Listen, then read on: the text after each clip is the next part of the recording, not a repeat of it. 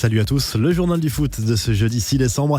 L'appel du pied de Neymar à la Première Ligue. La star du PSG s'est livrée dans une vidéo sur sa chaîne YouTube avec une série de questions-réponses posées par des grands noms du foot.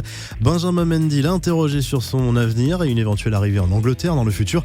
C'est une grande compétition, une des plus grandes du monde. On ne sait pas ce qu'il va se passer dans le futur, mais je pense que chaque grand joueur devrait jouer en Première Ligue, ne serait-ce qu'une journée, a lâché l'attaquant parisien. Neymar qui se remet de sa blessure aux adducteurs. Les dernières infos sont plutôt positive puisque le Brésilien va reprendre l'entraînement collectif avec le PSG avant la fin de la semaine selon Thomas Tuchel. La star parisienne devrait pouvoir tenir sa place mardi prochain à Belgrade en Ligue des Champions. Le PSG est tenu en échec 1-1 mercredi soir à Strasbourg. C'est le deuxième match nul consécutif pour le club de la capitale en Ligue 1. Mbappé qui a traîné une nouvelle coupe de cheveux a fait une entrée décisive à la mi-temps. C'est lui qui a obtenu le pénalty de l'égalisation transformé par Cavani. Le coup de gueule de Rudy Garcia après la nouvelle défaite de l'OM 3-2 mercredi soir à Nantes. Le coach olympien n'a clairement pas épargné ses joueurs. C'est toujours les mêmes problèmes. On a pris des buts sur des choses qu'on avait montrées aux joueurs en préparation de match. C'est à se demander à quoi sert de faire des préparations de match. Je pense qu'on a bafoué les fondamentaux. On n'est pas loin d'avoir la palme de la stupidité, a lâché Rudy Garcia.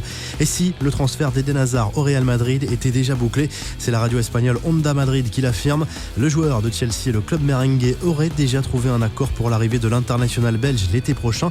Il ne reste plus qu'à convaincre les Blues qui, eux, réclameraient 170 millions d'euros pour laisser partir Hazard.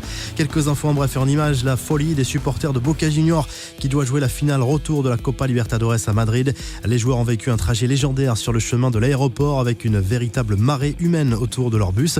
Joseph Martinez a été élu meilleur joueur de la MLS. L'attaquant vénézuélien qui joue à Atlanta devance notamment un certain Zlatan Ibrahimovic.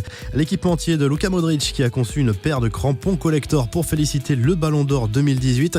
Ce fan de Liverpool qui s'est fait un tatouage en l'honneur de Divock Origi à la suite d'un pari sur Twitter.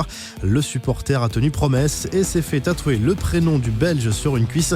Le très vilain geste de Fellaini sur Matteo Guendouzi lors du match nul entre Manchester United et Arsenal. Le Belge a violemment tiré les cheveux du milieu de terrain des Gunners.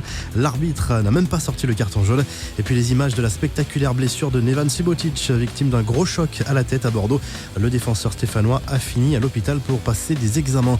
La revue de presse, le journal L'équipe revient sur le match nul entre le PSG et Strasbourg et les tensions qui ont accompagné ce match. En Italie, la Gazzetta dello Sport dévoile un entretien de Carlo Ancelotti qui affirme vouloir rester le plus longtemps possible sur le banc du Napoli.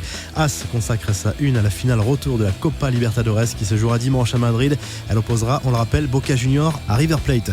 Vous retrouvez toute l'actu foot sur topmercato.com et à très vite pour un nouveau journal du foot.